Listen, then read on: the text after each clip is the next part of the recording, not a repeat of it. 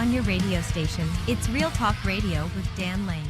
All right, everybody. So I watched the debate again with a fresh set of eyes, a fresh cup of coffee, fresh set of ears. And what I'm getting is that my assessment of the debate outcome is like, meh. I mean, it really didn't do anything, and I would strongly recommend Trump challenge her to another debate. I mean, I'm hearing that there are rumors that they're going to do, that Kamala's wanting to do another debate in October. Apparently, she's letting the Twitter post and the Facebook post overamp her confidence here. But I think that could be a disaster for her because you're obviously not going to do the same debate on the same network. I think that Trump should take her to a non-biased platform. I dare say Fox, because the left be like, oh, they're just going to treat her unfairly. No, they're not going to do that. They wouldn't do that. They would, however, be very fair in the questioning. They're not going to hit her with softball questions. They're going to hit her hardcore, and she needs to answer a lot of questions. If she wants to be commander-in-chief, she's going to have to come to the realization that we can't just dance around issues. We need to address them, be transparent, and be very specific about what we're going to do. The entire debate, she's pointing at Trump. She's trying to get him. She's trying to poke at him. But she shares what she's envisioning. Okay, fine, great. Now answer this. Why haven't you done it yet? And if you ever plan to do it, how are you going to do it? That's the question that needs to be asked. Those two questions right there. We need to know why you haven't done it yet, and how are you going to do it when you say you're going to do it? All she's doing, people, she's holding her policies ransom for you guys. She's saying, well, I could do it now. Because she never denied it when Trump asked her, and that was another thing that I really liked, is that Trump tied her back to the Biden administration, where she has tried so hard to separate herself from the Biden administration. No. You're still VP, sweetheart. Biden's out of commission, mentally and physically. It's your time to shine. You're supposed to get this shit done. You're the one. You're the next in line. You're second in command to the leader of the free world. Get something done. Stop telling people what you're going to do and do something. But she's not going to do it. You know it. I know it. The whole fucking world knows it. She's been a do-nothing candidate for the past 3.5 years. She will be a do-nothing candidate for the next 4 years, and down we go. I don't know where you guys are getting the hope that she's bringing you, because she's offered nothing. Nothing at all. I mean, we know what her policies are that she supposedly flip-flopped on. And I don't call that a flip-flop. I call that a blatant fucking lie, because that's exactly what it is. You don't just campaign on some shit and then decide, well, I'm no longer against this or against that. I'm not exactly sure how they got people to believe that shit, but you're going to have to do a lot better. And most of the people in the country right now, thankfully, are not buying what she's selling. I understand you got a bunch of bot accounts on social media. It kind of makes you think, oh, we're winning, we're in the lead. No, you're really not. You're trailing. You're trailing, and the next day polling is not looking very good for her at all. But let's take a look at her policies that supposedly she's flip-flopped on. And again, you don't just flip-flop on policies. Harris 2019 campaign positions. Pledge to end immigration detention. Yeah, just let them go. Taxpayer-funded gender care and transition surgeries for detained migrants. This was brought up by Trump in the debate. And the left is laughing their ass off, saying like it's not true. This is her campaign positions right here. Right? Oh, well, she changed. No, she didn't. Slash immigration detention by 50%. Again, let them out. Close all family private facilities. Yeah, because she wants government control for everybody. No private facilities, no family-owned anything. Decrease funding for ICE. Yeah, because they're the ones that are getting them out. End ICE detainers. Well, is it any shocker? And, she still very much believes this. She didn't flip-flop on these issues. I don't care what they're going to have you believe. This is what she wants to do. It's just a shame that they didn't go about gun control, what she plans to do after the first 100 days. She said it with her own mouth. She's going to take executive action if Congress doesn't go along with it. But Trump's going to be a dictator on day one. She's going to use her executive power to undermine Congress and the Supreme Court to go after guns. Does that sound like a good idea to you? That sounds like a mass civil unrest to me, and with a lot of violence attached to it. So, I mean, I don't know why anybody in their right mind would vote for that. Honest to God, don't. Just because you peons will go over there and buy into this. We need to be like Australia. Oh, no, we don't. Australia needs to be like us. Okay? We are the example. We're the leaders of the free world. We don't follow what other countries do. I don't care what other countries do. But you can literally see and smell and hear the old world rearing its ugly head back around the corner at us if we get this. But if she gets back in office, it's over. I mean, you can just forget about it. She's not going to do anything. She's had every opportunity under the sun to get things done right now, but she's holding her policies and all her visions and all this shit ransom until she gets elected, and that's bullshit. I mean, I think it's bullshit that you guys didn't have a choice in the matter. 3.5 years ago, y'all wanted nothing to do with her. You bitched and moaned and complained because Joe picked her as VP, but now all of a sudden she's the savior and answer and key to everything. We're going to defeat Orange Man with this DEI do-nothing candidate from day one. Explain to me how you think you're going to get that done. And I honestly don't understand why the left is in celebratory mode right now. They're saying, oh, Kamala mopped the floor with Trump last night. He really did. Well, I mean, according to polling sources that there are, and a lot of them are denying that these polling sources are accurate. They're saying, well, they don't do polling this quick after well, there's a lot of things that are happening in this election that doesn't normally happen. For instance, 3 debates.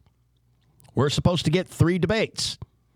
She's only agreed to 1 on ABC, where it's her, the moderators, against him. Oh, come on. Let's go to Fox. Let's do that.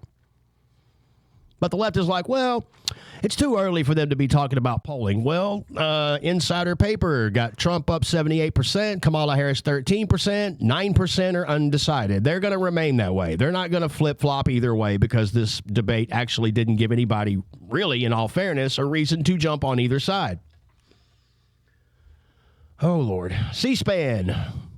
Harris, 36%. Donald Trump, 64%. Leading report, Trump at 91%. Wow. Harris is at 9%. Good Lord. But don't worry, there's still 22, 23 hours left of polling to see who approved of what. It's not looking good thus far. That's all I'm going to tell you. I mean, I don't know what you want me to say. But, yeah, I mean, this whole social media gotcha bullshit they're trying to say and all the memes that are coming out. If they debate again, and let's say that she has confidence enough to go on Fox where she's hit with all the hardball questions, and I think they should be giving her the hardball questions. She wants to be commander-in-chief. Hey, this comes with the job, man. We're not going to be talking about bullshit that don't fucking matter. We need to talk about real issues. And she doesn't have real issues. She's not platforming on real issues. I mean, what the hell are we even talking about at this point? And there's just way too much inconsistency with the left, man. I mean, way too much. I mean, you had all these people that, like, hated Kamala, just couldn't stand her. But all of a sudden, she's, like, way better than we could ever ask for. Look at the tweet from Liz Cheney. Kamala Harris is a radical liberal who would raise taxes, take away guns and health insurance, and explode the size and power of the federal government. She wants to recreate America in the image of what's happening on the streets of Portland and Seattle. We won't give her the chance. Here we go. That tweet came out 8/11/20, 9/4/24. Breaking: Liz Cheney has endorsed. God, I don't know, dude. I mean, there's just so much inconsistency. I don't think you guys really know what you're polling for. I think you're treating this election like it was some kind of a football game, and Team Red versus Team Blue, and you're unqualified to vote. You really are. With that mentality, if you don't care about policies, you just care about who the person is, we got an issue way bigger than you guys could ever imagine, and it's only going to get worse with Kamala. I can guarantee that. But I don't know. Let me know in the comment section what you guys think. I think we're... like I said, this didn't swing the election in any which direction. Trump is still 4 points ahead. It's going to take an honest-to-God miracle for Kamala to rise above that in the short time that she has. That's just my opinion. A lot can happen between now and then, so we actually don't know. Let me look something up real quick, and I'll give you guys a word from my sponsor. I can't believe it. It's my first blind date. Oh, I do it all the time. Really? Woo! You guys meet? Greg, Janice? We sure did. That was stupid. Great. This is Smart, an alphanumeric paging service for just $7.99 a month from who else? Smart Beep. Call 1-800-BEEP-199 to find out what all the stink is about. We've got chemistry here. You feel it? I felt it. All right, Janice. Not exactly my sponsor, but it was pretty funny to say the least. I came across that commercial. I was like, what the hell is that? That was actually a banned commercial in the United States. Yeah, gotta love when you could bring back shit that they got rid of. I fucking love it. Anyway, but I digress. So now one of the memes that I've been looking at, or like one of the predominant memes besides you got Kamala standing over Trump pointing the finger and he's on the ground in a Nazi outfit. And, oh, she just mopped the floor with him. But they're also like poking fun at the concept of dogs getting eaten in the street, cats getting eaten by these damn freaking Haitians, or whatever the hell they are, fucking savages, and they're denying that that shit's actually fucking happening. Well, and that's because ABC, they couldn't exactly confirm it, so they consider that a fact check. ABC, it was brought up during the debate. ABC said, well, we can't confirm it either way. That's not a fact check, and that's not a win for you. So it's actually funny watching them, like, give this false celebratory, like, oh, yeah, look how crazy he is. He's talking about people are out there eating dogs and cats and shit. Well, I mean, it's not hard to believe, is it? I mean, really think about it. You got a whole bunch of people coming over here. They're supposed to, oh, we're Americans now. We don't eat cats and dogs anymore. We don't do this. We don't do that. We've had our entire lives of cultural programming, but the second we step over the southern border into the United States, suddenly everything, including our diets, including our thoughts, including everything, just suddenly changes. It's not the way things work, people. But they're parading around social media acting like this is just totally an insane concept. Like, oh, come on, nobody's doing that shit. Let me tell you something. If you eat Chinese food, you've eaten dog. Probably eaten cat, too. Even rat. I hate to tell you that. It's just a fact of life. The little square pieces of beef in the broccoli, that's not beef. That is not beef at all. Y'all better fucking get some fucking information. Then again, you know, just imagine in some parts of the world where you go over there and you start eating raw fish.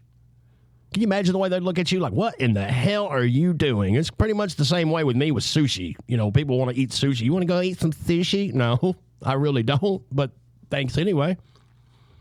But they say that there's absolutely zero evidence that these Haitians are over here killing animals. You had one guy said they were at the duck park killing ducks, going out there and swooping them up and ripping their heads off and eating them. And then you got this. What did you do? Why'd you kill the cat? Smile for me. Smile, what did you? Go like this. Did you eat that cat? Did you eat it? No, why'd you kill it? Did you guys see all this? No, we pulled up and she was just laying there with him. Did you see her eating it? Eating it. She was eating it? Yeah, she was. You call the Humane Society to see if they'll come pick this cat up. It's deceased. Yeah, there you go. I'm surprised the Humane Society isn't throwing a fit about this shit right now. And I'm surprised that the animal rights activist groups on the left that, you know, hate people that eat meat and all of this, they're not fucking pissed off about it. I mean, you would think there'd be an outrage, right? Maybe it's because they're the wrong skin color for that charge. If they were white people coming from different countries, there would be every animal rights activist under the sun trying to tackle this bullshit. You know it, I know it, the entire world knows it, but they don't want to look like racist and they don't want to look like haters of immigrants and all this dumb shit. So they're just going to, oh, that's not happening. Smooth act like we didn't see that shit. It's funny how that works, huh? We just pick and choose what we're going to allow and disallow on a whim. On a whim, mind you. But no, hit me up in the comment section if you got something that I'm missing out on here. If I'm missing something, I really want to know about it. I don't want to just disregard information because I like to be as accurate as possible. And I don't want to overstep and make declarative statements that I'm just going to regret later. So you lefties need to understand that you're doing the exact same thing you did after Biden and Trump got into it. Well, that didn't really get into it. Biden just lost the debate for himself. But you guys were doing the same shit. Oh, Biden mopped the floor with Trump. Get off the gas.